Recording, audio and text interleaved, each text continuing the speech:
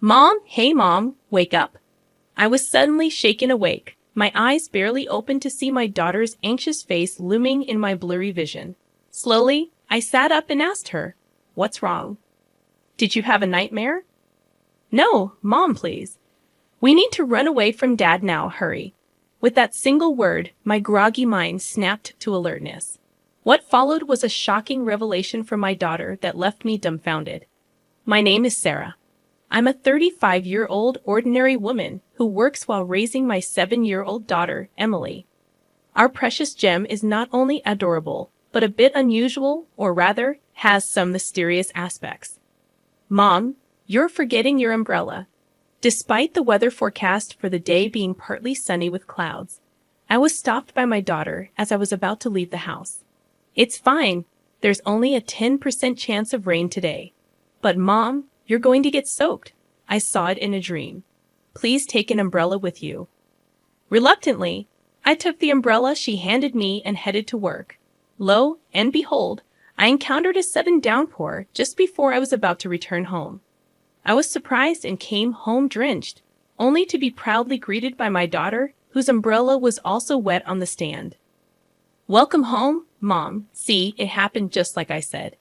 Emily has had this slight mysterious power since she was very young, accurately predicting the weather and dinner menus. It might be an exaggeration to call it a precognitive ability, but it's unusual. She sometimes feels out of place because of this, especially when playing with friends, but she doesn't seem to mind. Above all, we, her family, have accepted this as part of her uniqueness, and she's otherwise a perfectly normal, adorable girl. What concerns me more is my husband, Mike, who is the same age as me. We met through a marriage agency. Back then, I was a hard-working career woman, successful but inexperienced with relationships. Urged by my impatient parents, I registered with the agency. It might be odd for a wife to say, but Mike was even more handsome back then and instantly charmed me. Moreover, he was a feminist, and I instantly fell in love. Our relationship quickly progressed with marriage in mind. My husband and I have been married for 10 years this year.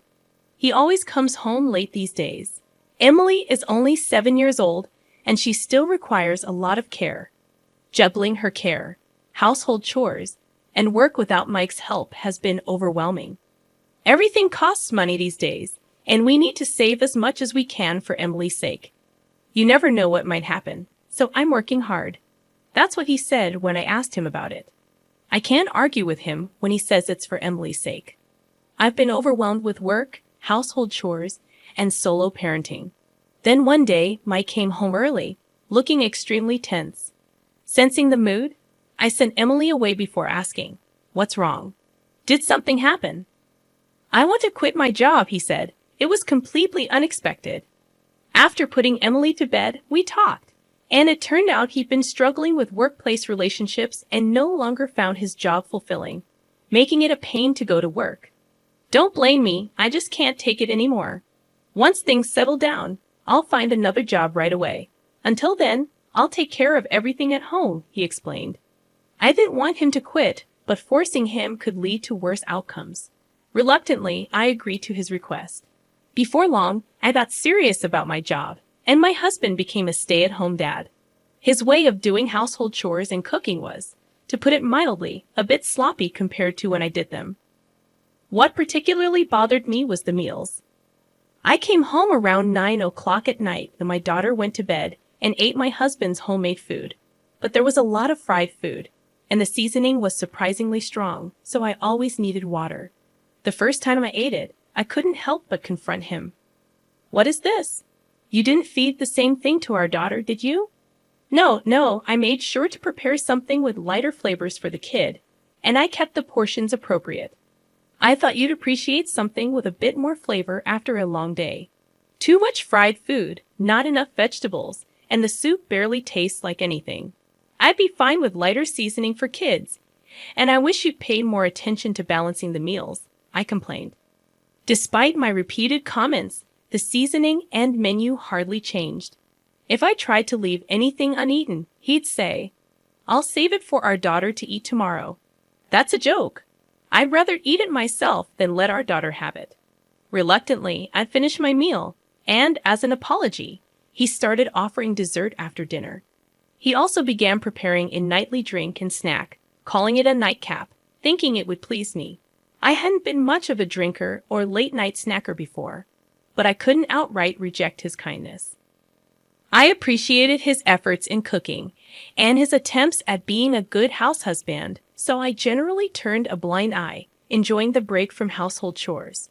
About 6 months into my role as the primary breadwinner, I finally had a day off with absolutely no plans. However, I felt off from the morning and lay down feeling foggy.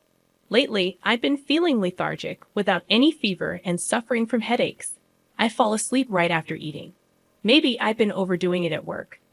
Luckily, my husband took our daughter out to a nearby large shopping mall, promising to contact me if anything came up. Grateful for his thoughtfulness, allowing me some much-needed rest, I was dozing off.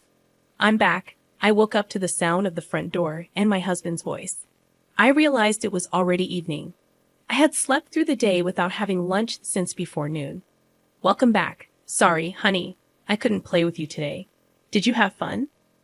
I asked our daughter, holding a palm-sized character mascot. She must have gotten well out. But she nodded quietly, looking down, unlike her usual self. I tilted my head, puzzled by her unusual behavior. What's wrong? Did something happen? Maybe she's just tired from walking around all day. You should take a shower and rest early, okay? My husband gently placed his hand on our daughter's shoulder, and she nodded slightly before heading to her room. When she was out of sight, I quietly asked my husband, "Hey, she seemed a bit off. Did you scold her or something?" "No, I didn't do anything. I think she's just tired. Anyway, about dinner." I tensed up at his words. I was frankly fed up with his cooking. "You know I'll cook tonight. I had a restful day and feel energized." "Oh, okay. Then I'll prepare the nightcap. I even bought dessert as usual," he smiled, lifting a bag that clearly had the logo of a famous cream puff shop. "Let's make tonight's meal low-calorie and nutritious." Later, we had dinner together and decided to sleep together for the first time. Though she smiled when it was just the two of us, I could tell she was anxious and wanted to spend as much time together as possible. "Mom, I have something to say." In the privacy of our bedroom, wrapped in blankets, my daughter whispered in a voice so faint I almost missed it. What is it?" "Please don't drink any alcohol tonight," she said. What could this be? Another instance of her slight precognitive ability?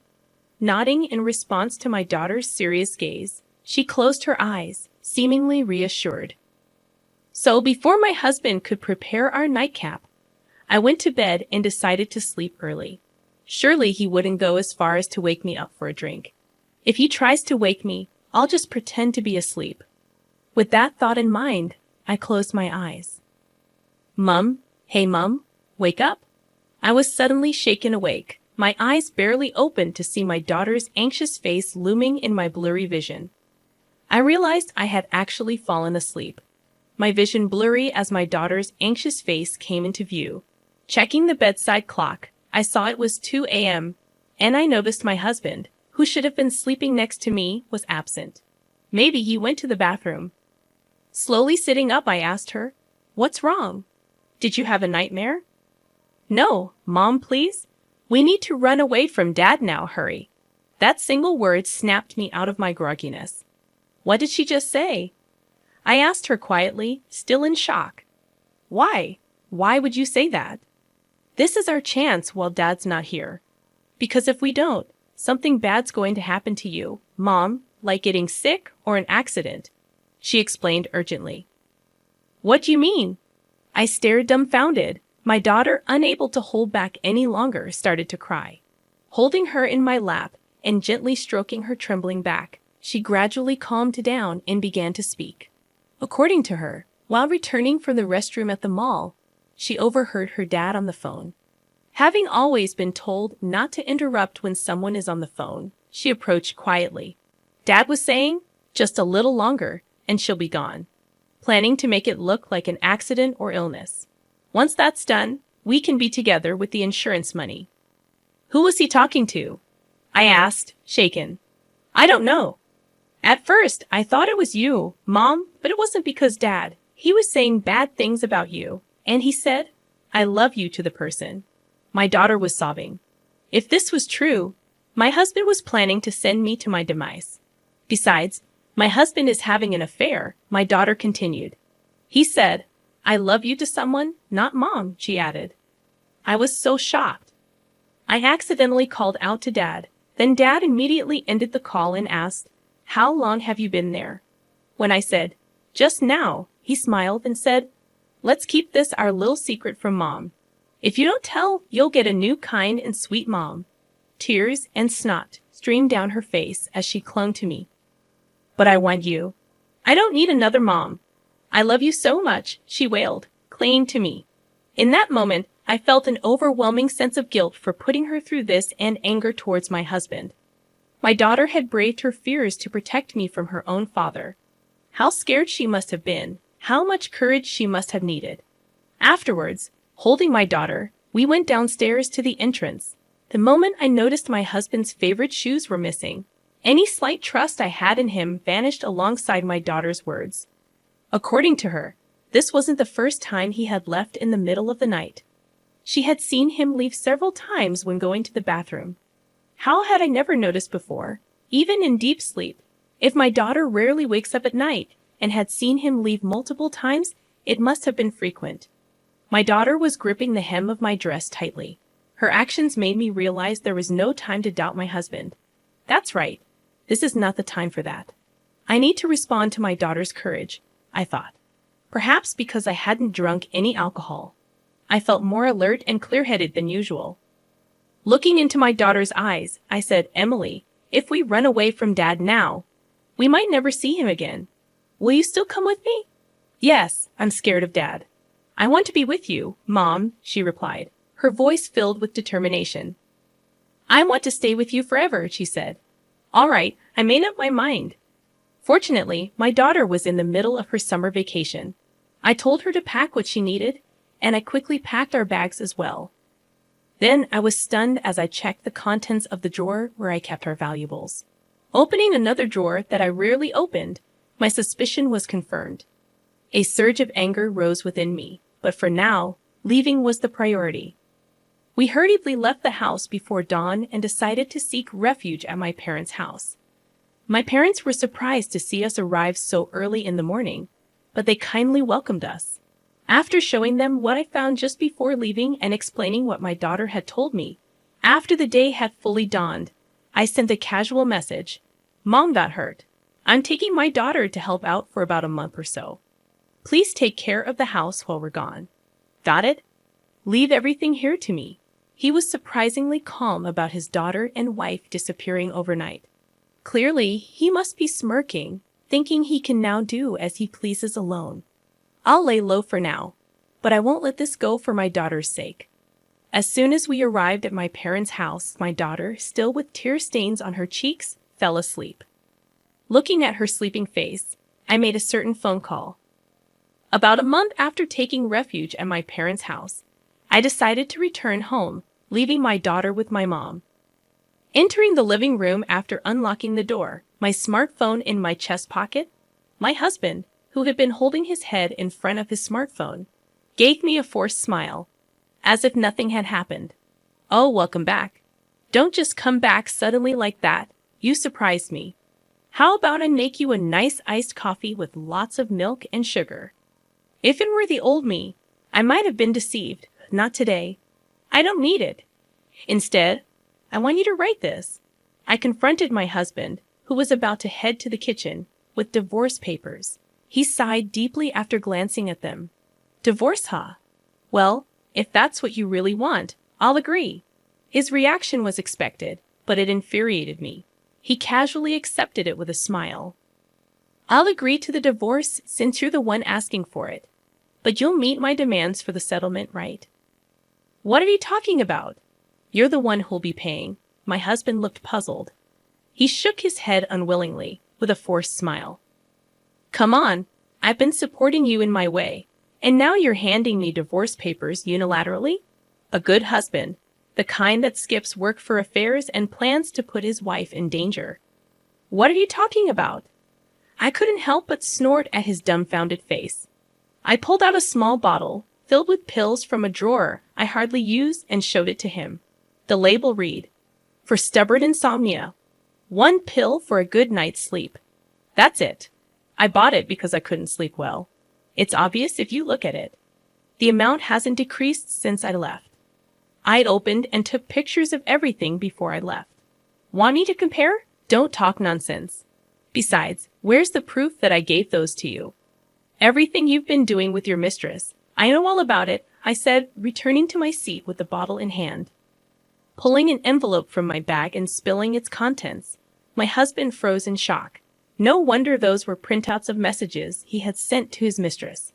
It says things like, "I'm skipping work to see you. Wait for me. I quit my job so we can talk more. Love you. I've got something that'll make sure she won't wake up. I can visit you during that. Think we can be together soon. Wait for me, my princess." He sent this kind of message. Every lie about working late and his plans to make my demise look like an accident or illness were detailed. Thinking back, the meals he prepared for me were high in salt, fat, and even sugary desserts. It's no wonder my health declined. Plus, he probably tampered with my drinks while I took a shower. I didn't drink often, so I didn't notice. But when I drank the same thing at my parents' house, the difference in taste was shocking and confirmed my suspicions. I started feeling unusually tired after beginning to eat your meals. I never felt refreshed despite falling asleep quickly. No wonder, with alcohol and these pills mixing, them is the worst. Imagine what could have happened, I said, watching as my husband's face turned pale and his eyes darted around. That's how come you have the stuff. Don't tell me you snooped through my phone. That's a violation of privacy, he accused. No, I got it from her, your mistress, I said, flipping over a second envelope to show him. His face went white. No wonder. The scattered photos showed him getting cozy with a young woman right after returning to my parents' house, believing my daughter's words.